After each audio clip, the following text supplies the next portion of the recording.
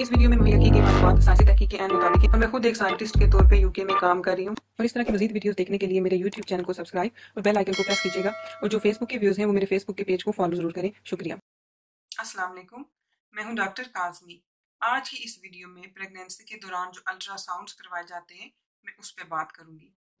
Ultrasound scanning में sound waves का इस्तेमाल किया जाता है, जिसके ज़रिए माँ के पेट में बच्चे की तस्वीर बनाई जाती है। प्रेगनेंसी के दौरान किए जाने वाले अल्ट्रासाउंड का मकसद बच्चे की डेवलपमेंट को मॉनिटर करना होता है। अल्ट्रासाउंड्स के जो स्कैन्स होते हैं वो माहिर सोनोग्राफर्स करते हैं और जहाँ पे अल्ट्रासाउंड्स की स्कैनिंग की जाती है उस कमरे में लाइट को डिम कर दिया जाता है ताकि बच्चे की जो पिक्चर्स होती हैं वो सोनोग्राफर अच्छे से देख सके।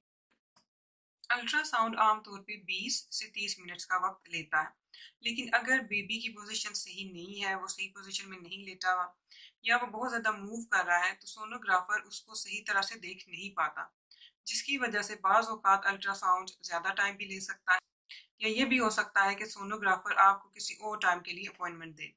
एक नॉर्मल प्रेगनेंसी में आमतौर पे प्रेग्नेंट औरत के 2 स्कैन किए जाते हैं। जो पहला स्कैन होता है वो तकरीबन 6 से 14 हफ्ते की प्रेगनेंसी के दौरान किया जाता है और इसको डेटिंग स्कैन भी कहते हैं। पहले स्कैन के दौरान बच्चे के साइज को चेक किया जाता है, जिसकी बिना पर आपको मोर एक्यूरेट ड्यू डेट दी जाती है। इसी वजह से इसको डेटिंग स्कैन भी कहते हैं। इसके अलावा इस स्कैन के मकसद में बच्चे की हार्ट बीट को चेक करना भी शामिल होता है। इसके अलावा ये चीज़ भी चेक की जाती है कि ये जो प्रेगनेंसी बन रही है ये अपनी सही जगह पे हो रही है, कहीं ये एक्टोपिक प्रेगनेंसी तो नहीं जहाँ पे बच्चा यूट्रस के साथ अटैच नहीं होता और जहाँ पे मिसकैरेज के चांसेस ज़्यादा होते हैं। इन सब चीज़ों के अलावा इस पहले स्कैन में ये भी देखा जाता है कि इस प्रेगनेंसी में एक बच्चा है या एक से ज़्यादा बच्चे हैं। दूसरा स्कैन जिसको मिड प्रेगनेंसी स्कैन भी कहते हैं, ये तकरीबन प्रेगनेंसी के 18 से 24 हफ्ते के दौरान किया जाता है। इस स्कैन का मकसद बच्चे की डेवलपमेंट चेक करना होता है। ये चेक करना होता है कि बच्चे की जो पोजीशन है कहीं वो ब्रीच तो नहीं कर रही। इसके अलावा अगर कोई बच्चे की जेंडर जानना चाहता है कि बेबी बॉय है या बेबी गर्ल है तो वो भी इसी स्कैन में कंफर्म की जा सकती है।